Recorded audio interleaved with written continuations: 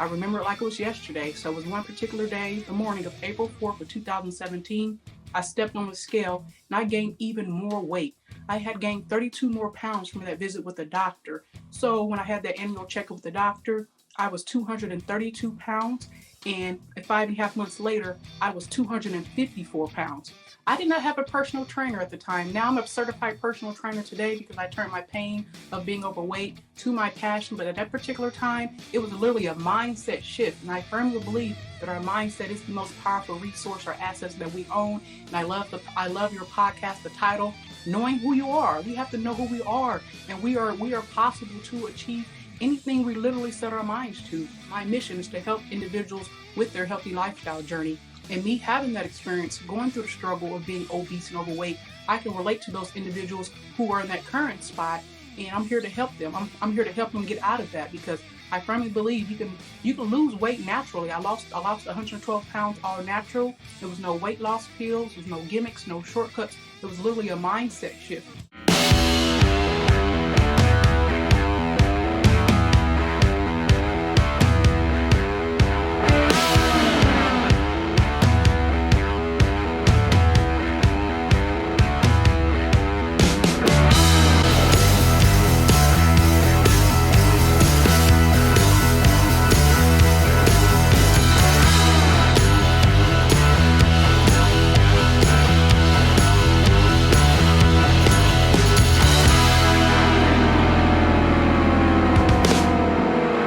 Tasha Dawson, welcome to Knowing Who You Are. And it's a great day today here in London. At the same time, I can understand you're from Indianapolis, Indiana. And it's a great day there as well. And definitely you're a healthy person having a great day. And thanks for making the time to join the podcast. I hope everyone who's watching today, all the listeners and the viewers of the podcast on YouTube and people who'll be listening later on Apple Podcasts, Spotify and Amazon, they would be benefited from your journey and the story you're going to share with us today. So, Tasha, once again, welcome to the podcast. How are you today? I'm doing fine. Thank you so much. I just want to say thank you. Thank you for taking time out of your day to host this podcast. I'm just really excited because this is a historic milestone for me being on a London podcast. As you mentioned, I do reside in Indianapolis, Indiana. So I'm just really honored and grateful to be on your podcast, knowing who you are. So I want to say thank you, sir, for the It's my opportunity. pleasure, Tasha. And thanks for making the time for us as well, because definitely people who'll be listening and watching this podcast as well later on YouTube, they'll be benefited from this one. And it's there for posterity. Anyone can go back and see that because many of the things you've been mentioning, it would help them. So, Tasha, I always start with this. Normally, the journeys. I came across at Wisdom app where you have your talks, your conversations, and you're coaching people that as a fitness trainer, you're a certified fitness trainer. So that's when I heard about your struggle, and I can see that you mentioned you're very honest about the journey, because that integrity and the honesty that helps for people when people are entrusting their health, their well-being in you, and they're thinking that you're going to bring that change for them. So how did this journey start for you? What was the struggle that you talk about? Because you are known as Tasha Determined, right? Yes. Yes, a great question. So my journey with weight loss, it started in November 2016, when I was diagnosed with pre-diabetes. It was an annual visit with the doctor, and my doctor he was really alarmed. He had an alarming look on his face, and he was very candid and honest with me. And he said, Latasha, because my full name's Latasha, but I go by Tasha. He said, Latasha, you're on the verge of having diabetes if you do not change your eating habits, lose weight, and exercise. And as soon as he said the word like diabetes or pre-diabetes, and I was like, wow, this is serious. And I was sad and devastated to hear that news. And the reason why, because I was reflecting. As soon as he said the word diabetes, I just immediately thought about my deceased relatives. And some of my deceased relatives, they did pass away due to serious complications from diabetes. Some of my deceased relatives, they lost limbs, they became blind, they had kidney failure, they was placed on dialysis, and ultimately it led to their death. And I didn't want that for my life. What motivated you? Especially, we all want to live a healthy life, because two things that we have is our body and mind. That makes sure that we would have a healthy life and the longevity in our life as well. Because knowing who you are is about is a wellness podcast, so it makes sure to make sure that people have the well-being, the mental well-being and the physical well-being, both are integrated in one place. And it's very important. You can't have one without the other. They're interconnected.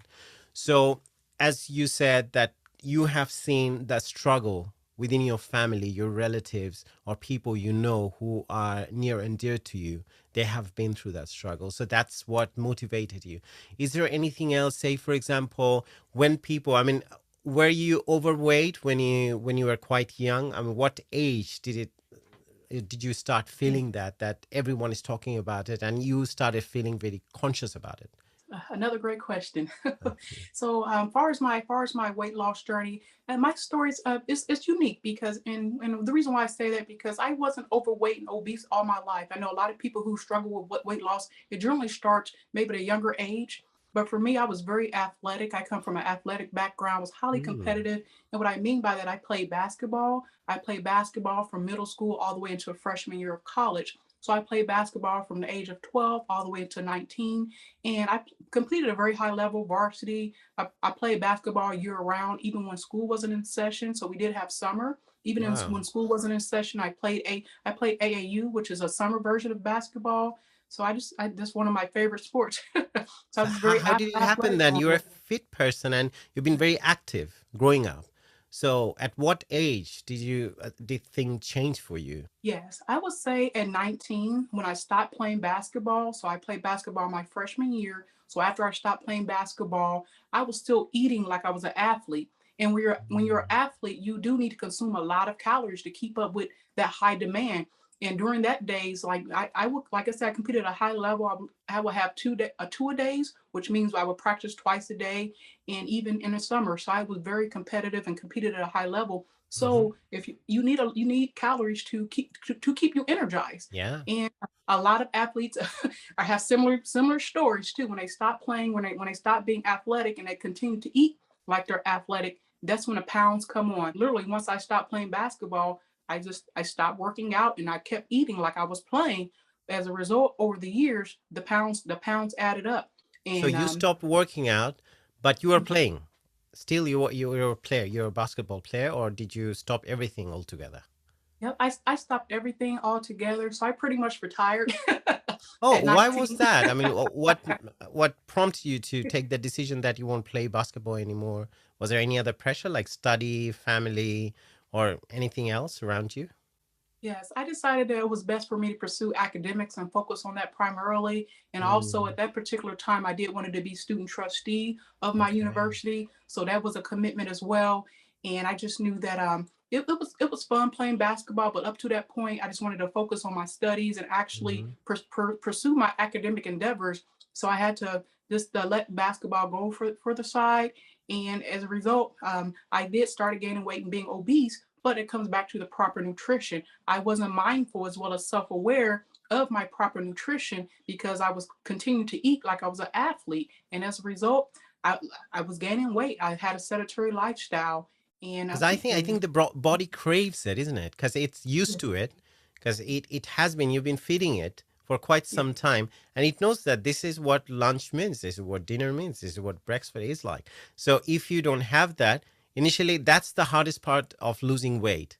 Say when you start eating at a certain level, and this is the quantity of the food that you're having, and suddenly when you start going on a diet, and when you don't give enough food and it's like, okay, it's not enough, I'm feeling hungry, and you feel hungry over and over again. So that was the thing. And sometimes if you're not mindful about it, then yes, without your knowledge, at some point you start gaining weight. Quite yes, understandable. So yes, so during the time you pursued your academic career, and you are mindful about that, but your health had to pay the toll for that. Your doctor, as you mentioned, he said mhm, that, Tasha, unless you're careful, you're heading towards a disaster, kind of, because it's a diabetic condition that you're heading yes. towards. So is there anything in the meantime, because you're studying, and you stop playing basketball, your fitness regime, everything has kind of changed. So did you start feeling the change, or you totally didn't realize because you're so concentrated on the academic career?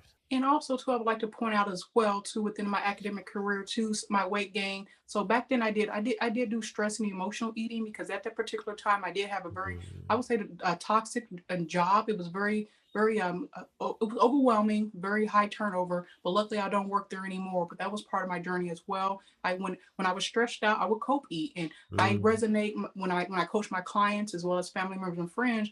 They can correlate that to they can correlate with that as well too. So that's part of my journey of me being overweight too, is just doing emotional or stress eating. And luckily, I've been able to combat that and find better ways to cope with stress because we all have stress. That's just part of life. And I'm thankfully I don't work there anymore. That's I such a I good have my point. I mean, yeah, you're bringing yeah. up such a good point because it's not, we only think that sometimes people say this is the thing about toxic positivity these days. No, just go to the gym and lead a healthy life, eat healthy. But it doesn't happen. Your body is not separated from your mind. When you're going through this stress, even different hormones in our body, that creates a lot of harm to our body as well. So, what did you specialize in terms of your study? Was it related to fitness or it's totally different? Totally different. So for my, that's another great question. So for my studies, I have a background, and I have two bachelor's degrees, one in Oh, business management as well as international business. And I'm also too recently back in 2019, I did receive or earn my MBA. So I have a master's in business administration with a concentration in accounting. So during my undergrad, when I did gain amazing. that weight, I majored in business. Okay, So my so background. yeah, you're a high achiever in your academic career and also your professional career. So then, definitely at some point, the alarm started ringing, and you became mindful that I have to be careful about my physical health because sometimes when we think that we are achieving success, we think, but when your physical fitness, your body is not with you, your health is not with you, then what's the point of the success? Many people put off taking care of their physical health until a certain age. It happens because we get carried away, and especially nowadays, so much competition around us and so much distraction. And everyone, you see this curated perfection all around you on Instagram, Facebook, social media, and everyone looks perfect. And you feel like, okay, I need to have that. I mean, I'm not saying particularly in your case, probably, but most people are pressurized at work. I need to work harder. I need to earn more money. I need to have drive a car like that, or probably have a place like that too. I see my friends are going on a holiday, on a monthly basis or every few months. So that's the pressure. And sometimes we forget because you can change your face using an app. If you feel like, okay, you look stressed, okay, use face app or something, then you straight away, you look better. So how did you start doing it? What was the first step that, okay, it's now out of my control? And it was a very big, what was the weight at the time? What did you have to come down from? I mean, what was your weight at the time? So at my heaviest, I weighed 254 pounds. And that was really devastating because when I did Yeah. get the warning signs from the doctor when I was diagnosed with prediabetes, it was back in November of 2016. And I didn't change my lifestyle right away. And it's unfortunate, but that's part of my testimony. I didn't take action right away. Some people take immediate actions like, wow, Mhm. okay, that's a wake up call. But I didn't. But that's part of my testimony. And the reason why, too, because I did fail at weight loss for 9.5 years prior to my successful weight loss. But what was the driving force? Was on November, or was what was the driving force was April 4th of 2017 when I stepped on a scale and I weighed 254 pounds. So I had gained even more weight from that visit with the doctor. And that's Mm. when I was like, wow, Latasha, you have to take action. And I stepped off the scale. It was a very emotional, vulnerable day for me because I literally started crying in my bathroom. I'm like, oh my gosh, I gained even more weight.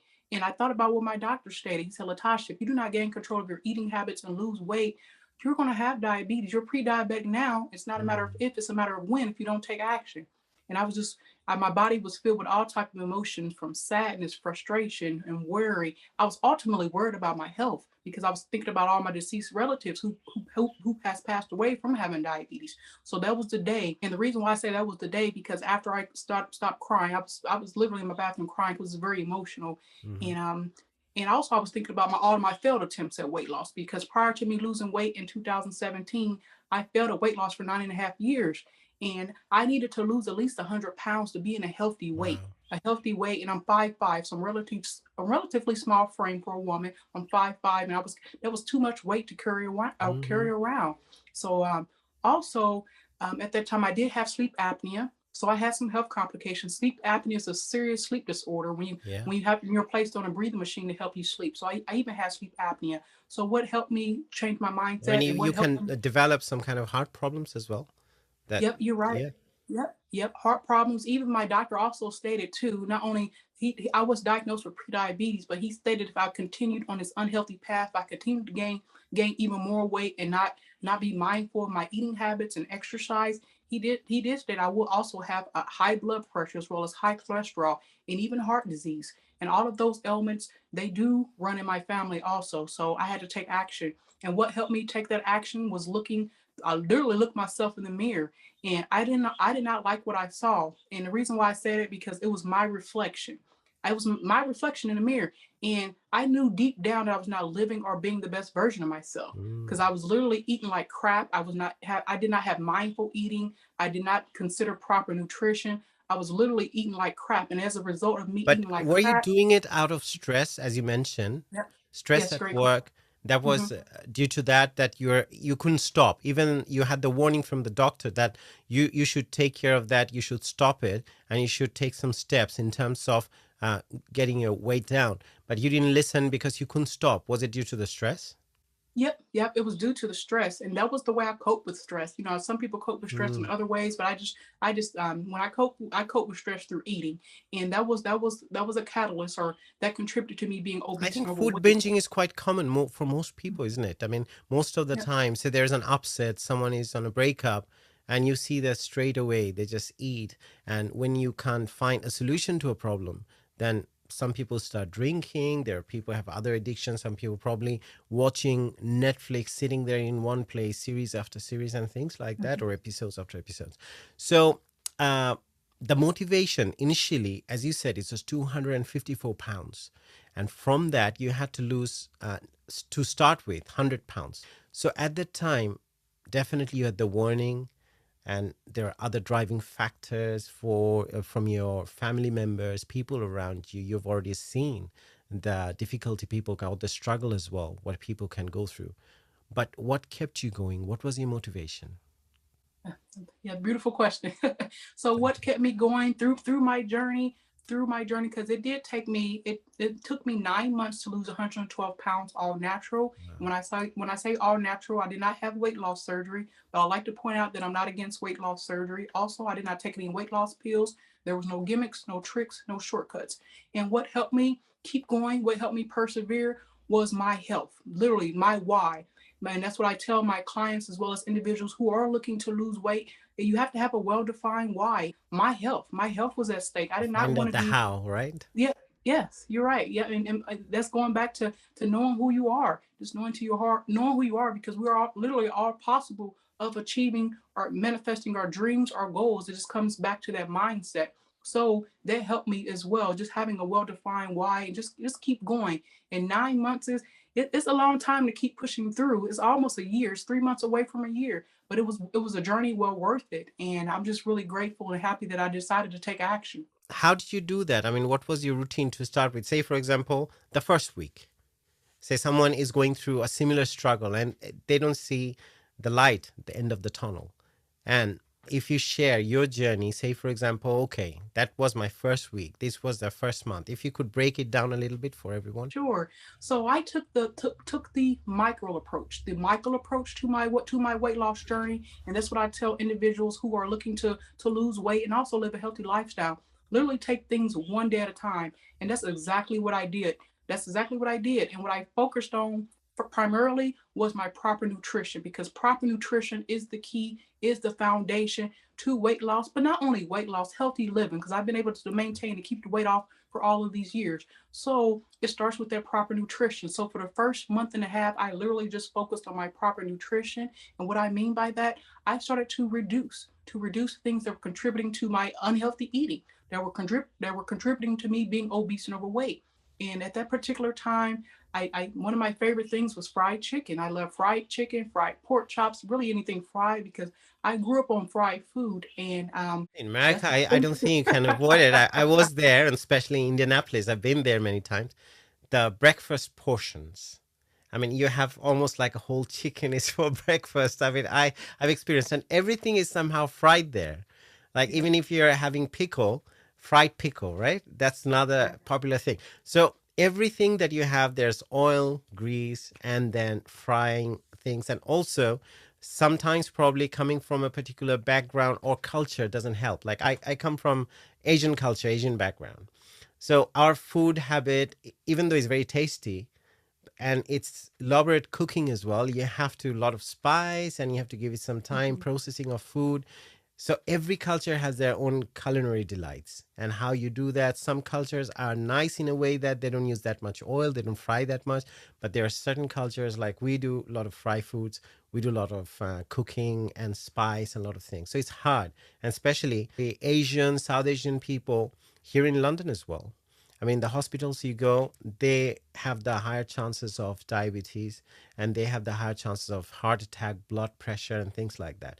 And I think, particularly your community, Yes. due to the food habit, same thing, uh, like us, probably go through the same kind of problem because growing up, this is the food you see at home being cooked as well. Yes, yes, that's a beautiful question. You're right too. I'm from very similar as far as the culture too. We grew up with a lot of fried food and that's just the way we grew up. But now it's time just to educate, educate the cultures and communities to let them know you can still have those things in moderation, not every single day. Have it on a Hmm. treat meal or a cheat day, but don't eat fried food every single day because as you indicated, eventually you're going to be obese and overweight and it's going to lead to some chronic diseases. And Hmm. there's a lot of medical research out here to support that if we start being mindful and self-aware of our proper nutrition, we can reduce some of these chronic diseases, such as diabetes, such as high blood pressure, as well as heart disease, and also high cholesterol. It literally starts with the proper nutrition. And you're absolutely right too. And I just come from a culture where it's definitely diabetes, high blood pressure, heart disease, as well as high cholesterol is very prominent. It's very prominent. And also obesity as well as diabetes is very prominent in my culture. But it just goes back to that proper nutrition. And I'm a woman on a mission to help individuals, not only in my community or culture, just around the world, to Yeah. let them know it's truly possible to reverse some of these chronic diseases if you just be mindful and self-aware of proper nutrition. But unfortunately, sometimes that healthy food and nutritious food, they're not the same thing and it's not synonymous. So if Yes. you have to go through some trade-off. So either you have healthy food and sometimes it might not be as tasty as fried chicken or probably a tub of ice cream, you know. And also something when you mix sweet with your coffee or your tea, and there are a lot of factors involved in it. You're sleeping, how much you're resting, and definitely you will add to those. So, what about the mental side of thing?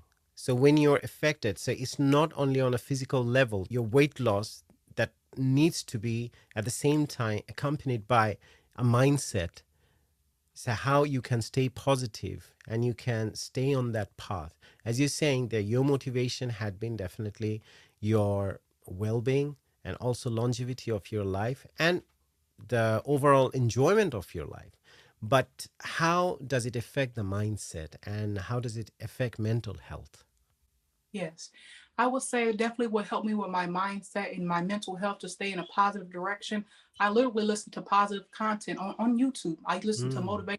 various motivational speakers. I will listen to even positive music to help me have a positive mindset. Hmm. And when it came to my weight loss journey, what helped me stay in a healthy mental state, I literally took the micro approach, and I've discussed proper nutrition. And when it comes to a healthy lifestyle journey and taking the micro approach, is proper nutrition first and fitness is secondary. Mm. And when I had all those failed attempts at weight loss, I would try to take the macro approach. And what I mean by the macro approach, I try to do too much all at once. I would try to go cold turkey, focus on proper nutrition. I would try to work out 5, 6 days a week and just having these high expectations, which were not realistic at the time because I was living a sedentary lifestyle. I was inactive and I wasn't following proper nutrition guidelines. So I was just trying to tackle and do too much all at once. As a result, I failed So for what nine was and a your half years. routine? You would, how many times to start with would you go to the gym or work out? Yes. Yeah, so once I got my proper nutrition in order, so literally I focused on my proper nutrition for a month and a half, and I saw some results in that as far as my weight reduction. I even had better clarity, better focus, and better confidence, and just overall energy too. So I literally focused on that. Then after that month and a half, that's when I incorporated fitness. And what I did for my fitness, I started walking around my apartment complex because at that particular time I lived in my apartment complex. So I would walk 3 times a week for 30 minutes. I would walk 3 times a week for 30 minutes. Just a nice brisk walk, nothing too Hmm. strenuous. And I would listen to some nice positive music or motivational speeches on YouTube, which will help me with my journey. And for my fitness journey, I set a 2 week time frame. So every 2 weeks, I increase my frequency. So for the first 2 weeks, I walked around my apartment complex for 3 times a week for 30 minutes. Then after that 2 week was up, I increased it to 4 times a week for 30 minutes walking, then eventually 5 times a week to 6 times a week. So it was 2 weeks. So I had a 2 week goal to increase my frequency or my duration of walking. Then once I was comfortable with that, I started slight jogging around my apartment complex. So what I mean by that, I jog for 30 seconds, followed by a minute and a half walk, and I will alternate. It was interval. So I was doing like low Okay. intensity, then eventually I increased to high intensity. So high intensity is high intensity training, which is also known as HIIT. And once I felt comfortable with that, I purchased a gym membership. I literally took the Michael approach. I didn't. I purchased a gym membership about a month and a half later into my fitness journey, but I didn't purchase a gym membership right away because I wanted to take the Michael approach, and I didn't want to. I was still trying to just reestablish being a I think fitness this is person. how many people fail because you hear many people they take out the gym membership and they don't end up going there and they go there probably initially once a week, twice a week, and most of the time I see when I go to the gym because I'm quite regular, so I see people sometimes sitting on a say bicycle or a cycle or treadmill just walking with their phone in their hand and just watching something and they're thinking I'm doing workout and probably they stay there 1.5 hours but doing nothing positive in terms of changing where they are. So that's a loss of their time. So if you do, I mean, your message is here. So you need to first get mentally and physically ready before you are ready to take on that next step in the journey. That's Yes. very important. I mean, it's a very good message for many people who think that okay, 31st of December, New Year resolution. So 2nd of January, I've started going to the gym 6 days a week. It doesn't happen. You have to. It has to be a slow progress, isn't it? You have to face yourself and slowly, and you can start doing that. I can share a story. What happened? Because I don't know about you. How do you find running? But I used to hate running. I mean, there was a time, and I used to. I'm going to use this word. It's a very strong word, hate. But I really, every time I would go to the gym, and that's one thing I would think, oh my God, can I do that? I started seeing physiotherapy, and I have started taking, and they had recommended a lot of different exercises. I started taking, nothing was improving. So what I was doing at the time, I was working out for the upper body, but my legs, I was neglecting it. I wasn't really doing much for my leg muscles. But what happened at some point, I started doing, okay, start doing some leg muscles and proper exercises on a daily basis, not just once a week. And then I started running.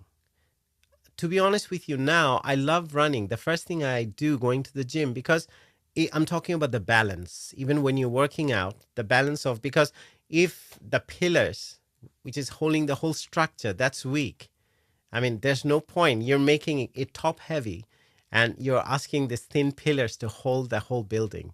I mean, it won't really work that way, isn't it? So I found that literally when I worked on the right thing, right muscle group, and straight away, I mean, running became so easy because I have been recruited by the Royal Navy. So during that time, my fitness test was to run for a particular mileage and within a period of time. So it was really hard.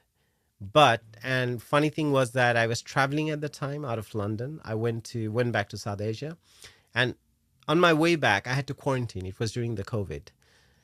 And I was stuck in a hotel with my partner for 2 weeks and 16 days to be more specific. And then we've been eating. And there's no physical exercise, nothing, because she was found positive. So, due to that, we were locked in that room. So every day we would just wake up, knock on the door, breakfast, knock on the door, lunch, dinner.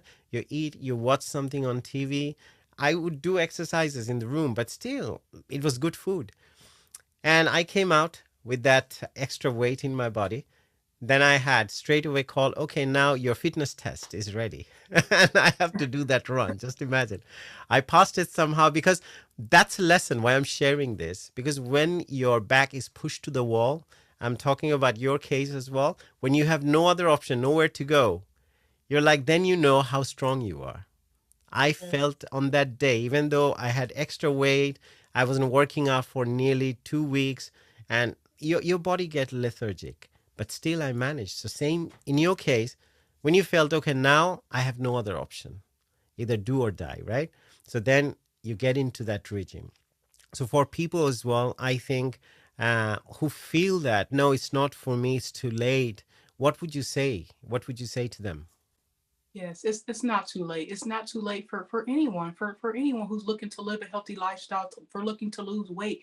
It's never too late. And I firmly believe as long as you're on this earth, as long as you're breathing, you have breath, and you're able to achieve your weight loss and your healthy lifestyle. It's not too late. And I like what you stated also too. We're all strong. We are literally, or we're powerful beyond measure. And I love the title of your podcast, knowing who you are. We are literally powerful beyond measure, and we can tap into greatness because I firmly believe that we all have greatness in us. We all have a gift. We all have a mission, as well as we all have a purpose. And it's up to us. It's up to us to manifest that. And like you stated too with your story, you are like far as your strength, and you persevere. And we all have that capability. And I tell everyone, if Tasha can lose weight, so can you. And if I can keep it off, so can you. It's truly possible because we're all unique, and we're all, like I said, we all have greatness in us. Why do you bring Tasha as an example? Yes. I mean, what was different for Tasha? What was the hardest part? What was so difficult for Tasha that if Tasha can do it, you can do it? But what was that thing that would motivate people to hear the story of Tasha? You already shared with us, but from a mindset point of view, during that time when you had that struggle, definitely there had been a negative or mindset downtime, and there had been days when you totally felt demotivated. You feel like, no, it's not going to happen. I can't do that. So, did it happen with you? Yes, yes, definitely. And I firmly believe there's a difference between discipline and motivation, self-discipline. I firmly believe there's going to be days where when you're motivated. You're motivated, and I feel like the key distinction between motivation versus self-discipline is longevity. I feel like discipline, self-discipline is long term. It's long term. It's sustainable. And motivation is temporary in certain situations. So there's going to be days where you're not motivated. And during my 9 month journey of my weight loss journey, there were certain days I wasn't motivated. That's just honesty. I wasn't Mhm. motivated. I I was mean, like, I go okay, through that too every now and then. yes. So what helped me with that was my self-discipline, just being disciplined. And also what helped me with that as well, I made a commitment. I made a commitment as well as a promise to myself on April 4th of 2017 that I'm going to lose this weight. I didn't even set a timeline. I had like a general idea, but I didn't set like a specific date. I was like, each day is progress. Each day I'm going to take Mm. accountability. I'm going to take action. I don't care how long this takes for me to get this 100 pounds off. I'm going to get it off. And that's what I recommend to people. Don't set like a target date, because if you're because you're going to have plateau times. There's going to be ups. There's going Mm. to be some days. There's going to be highs and lows. So having like a specific target date is not ideal because that can be overwhelming and stressful, and it can also be just discouraging and motivating. A very good point you mentioned, because I feel like it's more about fixing a routine and you just show up. It's like, okay, I do my work one day at a time. Just keep doing it rather than thinking, because that's what they say. We sometimes don't even have any idea how much we can achieve in a year. Because as you see that I play instruments. So sometimes people who want to learn guitar and they would be like, oh, it's so hard, I cannot do it. And they play for a day or two or a week and they feel, no, it's so hard, it's not for me. But the thing is that you do every day, because I have seen it myself. Every new thing I picked up, I just sit down doing the same boring thing every day because I sing, I had to practice, and every day I still do practice. And sometimes it gets boring because you're doing it on your own.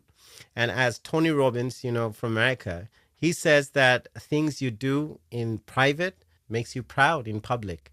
So that's the thing. So the thing you do, say, for example, the time you spend, say, you are not eating particular food, you had to deprive yourself of the food that was not beneficial to you, and then you had to do your walks, probably lonely walks every now and then. Most of the time, I understand there were no one around you, it was just you, and you're telling yourself, Tasha, you have to do it. So Tasha, the question that comes now, what you have learned, I know you have answered most of it. Why I'm asking or repeating the question, so people can have them in chunks when you're giving them those advice. So what did you learn during those 9 months of that huge struggle that you had to go through? I learned that I'm powerful. Like I'm strong. I have greatness. And also the main thing that I primarily learned was that I can literally achieve anything that I set my mind to. I set my mind to losing the weight, and I was committed. So that was the main lesson that I learned from my weight loss journey. Is literally you can achieve anything that you set your mind to, because I firmly believe our mindset is the most powerful asset. It is the most powerful resource that we own, that we possess. So that's the main lesson that But I learned during my journey. how did your life change? Say, if you compare your life from that time, be it relationship, be it your family atmosphere or people in your family, how you're behaving with them, or even at work, even your social life, how things have changed, and what's the difference do you see, and why? Wow, that's an amazing question right there. Thank you. Literally everything has changed. It was not only a physical transformation with my journey, it was also a spiritual, mental, and emotional transformation. And my life has literally changed for the better. And at that particular time, prior to me taking on my weight loss journey, one of my goals was to pursue my MBA, go to receive a higher advanced degree, go to graduate school. But due to me having sleep apnea, I was tired all the time, very Mm, fatigued and sluggish. And I worked at that particular time. I had a very demanding job. And look, I don't work there anymore, thankfully. But at that particular time, it was very demanding. I was overworked, and I would put in a lot of hours. And working full time and going to grad school is a huge commitment. And mm, I knew I couldn't make that commitment because I was always tired. mm, So once I started to lose weight, I had more clarity, more focus. I was taking off my breathing machine. I know how no longer had sleep apnea. I had confidence, and most importantly, energy. I had energy to pursue my MBA, to pursue a higher advanced degree. So mm. that was one of my goals, and I was able to achieve that. I was able to achieve that through my weight loss journey. And also within my graduate program, I met two beautiful, amazing human beings who helped me get into my dream accounting job. So I have my dream accounting job right now, and everything just manifested for me because I took Mm. action. I took action, and I love it's not a job, it's a career. It's my Yeah. accounting career, and I met some beautiful individuals along the journey. And also relationship with family members, it has increased. It's gotten closer with certain siblings, and just my overall quality of life has improved. It wasn't just a physical transformation. It was also, just as I indicated, like a spiritual, mental, emotional transformation, and just having better relationships and just overall quality of life. I think it's a segue to the question that, as you mentioned, you brought up about your work that was stressful, and thankfully, as you keep on saying that, I'm not doing that anymore. That was sometimes for many people it's a hard decision because we have bills to pay. There's security that's involved with this one, financial security, and a lot of other things. And at the time, you're pursuing another degree, and you went back to grad school. So, what was the mindset behind that? That how did you make that shift, that Yes. pivoting shift? How did you do that? Yes, it was a tough choice. It was a tough choice, and the reason why, because I was like in a process of getting another job at the time. But at that point, I was like, you know what, enough is enough. Like my mental state, like I'm just trying to be. I want to continue to pursue my healthy journey. I don't want all the stress. So one day I decided to put in my 2 weeks notice, put in a 2 weeks notice, and at the time I was still looking for jobs in the meantime. But I just went back to my faith and just Mm, believing in myself, and just knowing, you know what, okay, there's another job out here for you. Obviously, this job is not, it's not beneficial to your health and your well-being. Yeah. So it is time to leave. So I had to take that leap of faith, and I'm glad I did because everything just has transpired for me. And what helped me take that leap of faith Leap was of that faith. confidence. Yeah, True. having confidence. I talk about this one. I mean, we're doing our live stream yesterday with my partner, and I was saying that I've seen it in my life. If you take that leap, the net would come underneath. You'll feel that the safety net comes out, and something it works out eventually. So another question, you mentioned about sleep apnea. So for many people, did you recover from it automatically, or did you have to do anything, any kind of medication, any treatment, no surgery, Yes, nothing? well, I didn't have no surgery. I was slowly taking off my breathing machine. So I had some follow-up visits with my doctor, but I did have sleep apnea. And one of the primary contributors to that was just being over obese or overweight, because that's a Mm, lot of weight to carry around. It's a lot of stress on your heart, just your overall your breathing system. So once I started to lose weight, I started to sleep better. And I was eventually taken off my breathing machine. But that was my form of to help me with my sleep apnea. I was placed on a breathing machine, but prior to me being on that breathing machine, I did get some sleep studies, some sleep testings done, and things like that. But that was one of the contributing factors. And I'm just happy that I'm no longer on that breathing machine having sleep apnea. But there's a lot of ailments that can take place due to being obese and overweight. Sleep mm. apnea is one, being pre-diabetic is another, as well as high blood pressure, high cholesterol, and eventually it can lead to heart disease and even other chronic diseases. No, it's interesting how we normally don't think, especially when we are younger. I mean, I've been through it, that we don't care about sleeping, not a routine sleep. Sometimes, okay, days on end, you're sleeping or just getting by with 5 hours sleep or 4 hours sleep, and then you still operate. But now I feel that if I don't have proper sleep at night, the next day I really can't operate properly. I don't find the energy to do anything, because a lot of things happen in our, it's a non-REM sleep. It has these 4 stages, 3 and 4. A lot of the replenishment in the body that happens, the cardiovascular system, many of the processes that take place during the time. So even if you don't have that deep sleep, proper sleep, then many of the toxins in your body, it doesn't get flushed out. So that's very important, even for your brain, for your body. So you had done your MBA, you had your 2 undergrad degrees, I understand, is it? Yeah. Yes. So then after that, did you proceed into getting another degree in fitness, or did you get trained or certified? How did it happen? So I took my passion, my pain of being overweight, turned to my passion because I was, as I indicated at the beginning too, as well. I did fail at weight loss for 9.5 years, which was a very stressful time for me. So I wanted to take my pain into my passion, which is to help others to help want some fitness. So I've been helping individuals in my local community, and back in 2017 all the way up until now, local community, family members, friends, even co-workers, and also neighbors on their journey. And I wanted to take it a step further, and what I mean by that, I want to become certified and also just gain more knowledge. I do have knowledge, but also my personal experience, and also Hmm. helping other individuals. But I wanted to take that a step further. And what I mean by that, I wanted to become certified in certain areas. One being a personal trainer, as well as a nutrition coach, and also an elite trainer. So these are certifications I have obtained recently, and I just want to become, as I indicated, much more knowledgeable and just help individuals, and also just to let them know it's possible. But it all goes back to that mindset and proper nutrition. So, and the reason why I want to become a personal trainer and also a nutrition coach, because I would love it for individuals to come to me for both. So literally, it's one stop shop. You can come to me Hmm. for nutrition advice It's as easier well for as them personal to. training. Yes. So, Tasha, one thing that definitely the struggles during that time. Now you're training people, you're helping other people as well. So, do you see it's a common pattern among people, the same kind of struggle, same kind of negative mindset, same kind of demotivation? Or do you see what are the main things do you see in people like that when they're going through the struggle with their weight? Yes. For some of my clients is definitely like a toxic work environment or even a toxic home environment. I have one particular client that I'm working with too. She has a toxic or a Mm, toxic home environment too. So that's causing her to do some stress eating. So I think stress definitely can mm, hinder individuals from living a healthy lifestyle. because some people do cope with stress through food, and some cope with other ways. But that's one of the areas that I see when people come to me for personal training, even nutrition coaching as well, just that stress eating, and also other individuals. It's just their mindset.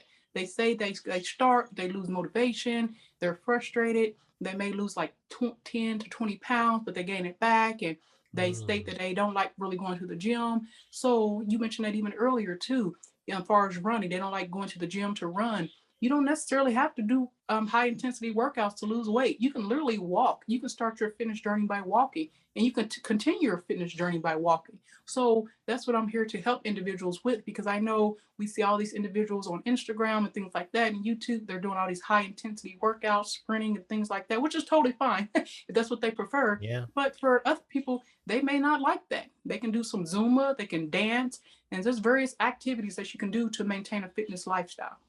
But this new research that has come out, and it's a very recent research, that when you are eating less, when you have less weight, when you're leaner, basically, or thinner, then you live longer, as opposed to the people who have a lot of muscles, probably eating a lot and very looks great on Instagram and on social media, but probably as opposed to those people who are thinner, some people who are just eating one meal a day, they end up living longer. Do you know anything about that, or have you found any research on that? I heard about like various diets and lifestyle when it comes to nutrition and things like that. And I recommend too, because it's not like a one size fits all what I coach, what I help Mm. individuals with. And what I mean by that, literally, there's people that are vegan, that are plant based, that do like to pursue. They're even pescatarian, or they Yeah. like the traditional. They like the traditional meals too. So people have various eating habits. So what I coach is not, it's not a one size fits all. So I just recommend find what works for you, because like I said, what works for someone else may not necessarily work for you. It's very true. Everyone has their own journey, isn't it? Yes. I was about to ask you that, how are you helping them? So which platform? Do you do it online?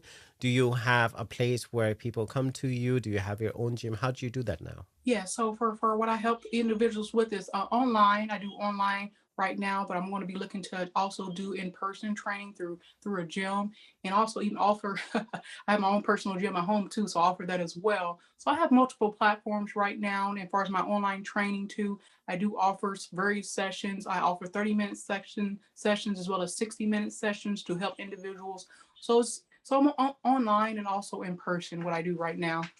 Definitely, we'll have all the details on the show notes and the description Yeah. on this podcast, so people will find you.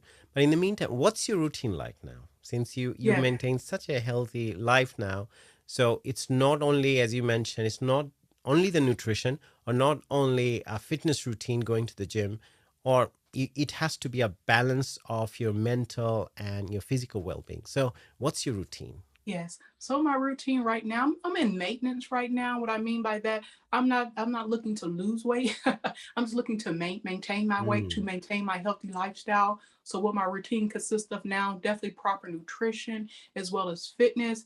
And as far as my fitness, it depends on like pretty much my day. I may do one day that's high intensity workouts. I may do a day that's really low intensity on a treadmill. I definitely do strength training with dumbbells. So it depends on the day. But as far as my fitness, I do like to work out at least 5 to 6 days a week, because that's just part of my lifestyle. And I just made it a Hmm. habit. I made it a routine. And as far as my proper nutrition, I still eat healthy. And with that too as well, I do have a treat meal or a cheat meal.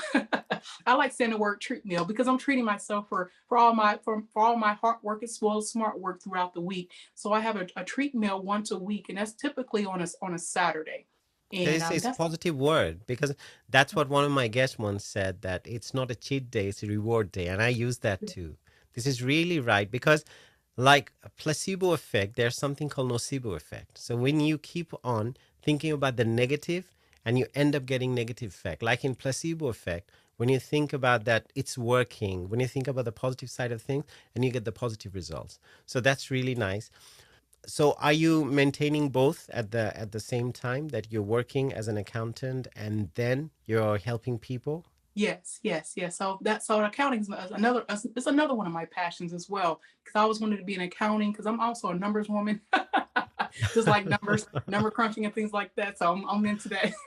So when I'm not doing my or my accounting career, my accounting profession full time, I work with my clients. I work with my clients part time, and this is both of my passions. And I'm just literally fulfilling my mission and also my dream. This is to help Mm, people, and I want people to know because there's a lot of overwhelming information out here that can be confusing as well as yeah. misleading. So my job is to provide credible, reliable, as well as beneficial information to weight loss and healthy living. And ultimately, just to let people know it's truly possible to lose it all natural if you're able to. I know there's individuals that may need to have surgery, which is totally fine. But if you're able to lose it naturally, I'm here to help you get there. Great. So there's this physical fitness side of things we've discussed so far now, but definitely mental well-being. It came up. But now we live in a always on society. And also, since you're helping a lot of your clients online, you are kind of spread out on a lot of different social media platforms. Instagram, you're on Wisdom. Are you in Clubhouse as well? Yes. Yep. Yes. I'm in Clubhouse. Have my own Yeah. club on Clubhouse. Living your So best life. how Jeff do you Levin. deal with these multiple distractions all around? Because you have to keep to your schedule, you have to help those people. So that's why networking is important. But you need to have a balance because sometimes it's so easy to get carried away. Such a huge distraction. This is one of the problems, especially young ones are dealing with it the most. People who are a little bit grown up, they can still, but sometimes they're prone to it too. If you're not careful, you can totally get carried away and your whole day can be wasted. So, how do you deal with that? Yes. I just go back to time management. Time management also just that self-discipline. And I feel Mm, that definitely is part of my journey as well with the weight loss because you do have to be disciplined. You do have to have a schedule. You have to stick to it. And that's how I've been able to correlate that or transfer that to what I'm doing right now with my accounting profession. And as you indicated, been on various social media platforms and just having that time management and just strategizing and goes back to that self-discipline. you remind me of that book, Deep Work by Cal Newport. So, it's that when you're doing your, especially in knowledge work, people who are working in, and especially you deal with numbers, that's very delicate because anything goes wrong, it can have implications. So, because you are in an office, so there are emails coming in, and then even at work, probably when you come back home, there are probably emails you're checking at some point of the day and you see something, you can get stressed. Does it happen to you? Do you face these things on a daily basis? Say, now you have multiple clients, multiple platforms, then you have your work and you have your responsible position at work. And there are a lot of things to juggle with. Are you able to manage it every day, do you think? Yeah. Are you on top Yes, of it? I'm on top of it. And the reason why, because I'm fulfilling my mission as well as my dream to help Mm, people and also helping also my clients within my accounting profession. And I'm on top of everything. And that just goes back to just time management. And I just know the importance of not overwhelming myself. I'm very strategic in how I approach social media because I want to approach that strategically because like there's multiple social media platforms these days. Not only social media, social audio. So yeah. that's another form of social media right there. So just being strategic and just prioritizing and just literally just taking things one day at a time and just having that schedule, setting time aside weekly to plan out my week for the upcoming week. So that's how I'm able to stay on top of everything. Just planning and strategizing. I agree with you because the thing is that when I was trying to get in touch with you, I leave a message and I learned that you leave a message to Tasha, you don't wait for the reply on the same day. Probably it will come after 2 days or a day after because I see that you maintain that. That's really nice. So I initially I was thinking, okay, is Tasha, is she interested to get onto the podcast or for this interview? Because there are times when I left this message and I didn't hear anything from you for a couple of days. So you're definitely doing a very good job. I mean, kudos to you. I mean, how it works for me, because I like to read, research, and I have a lot of things that I do on my own. So sometimes I don't even keep my phone with me. So that helps me. My partner sometimes she calls me and she can't get hold of me because my phone's not with me, but I keep it in another room. When I'm working, say I'm working on something, I'm reading something, I'm writing something, then I don't even keep my phone near me because that's Right. one of the ways that it helps me because it's such a distraction. And say, for You're example, right. we're spending time together. So that's when I most of the time leave it in another room. So I don't even leave my phone around me because this is one of the problems people face nowadays, even in their relationships, even families, children. when with their parents, when they're having, they probably at the dinner table, when they're having lunch or dinner, or even when they're out in a restaurant, people are out with their phones, even the parents including. So that's a bigger issue, and you're doing such a great job. Thanks a lot for the time that you had given us and all the amazing advice you had given, also for sharing your personal story, because you have achieved that, and it's in maintenance. As you said, that you're maintaining it now. It's not about losing any more weight, but I have to maintain that. But still, it's a sometimes people don't want to look that vulnerable in front of others. Oh my God, I had been through this struggle. I don't want to share my struggle. It's only the success story. But it's really nice. I'd like to thank you on behalf of all the listeners and the viewers for being that honest and sharing your story, which will inspire other people. So where can they find you? Yes, I want to say thank you. Thank you again for taking the time to host this podcast. I can be found on various social media platforms. I'm on Instagram, so you can look me up on Instagram, Tasha Determined 3, determined with the D at the end. So Instagram, Tasha Determined 3, as well as you can find me on YouTube. I do have a YouTube channel also dedicated to health, wellness, and fitness. My YouTube channel is called Tasha Determined, Health, Wellness, and Fitness. I'm also on TikTok as well as Facebook, Tasha Determined. Tasha Determined on TikTok as well as Facebook. But I'll leave it on the show notes. I'll take everything, all the details, and put it on the show description as well. So Tasha, have a great day. Definitely, you'll get back to probably training some more people and get back to work and do some number crunching as well if you have some time. And thanks again for joining the podcast. Thank you. Thank you for your time.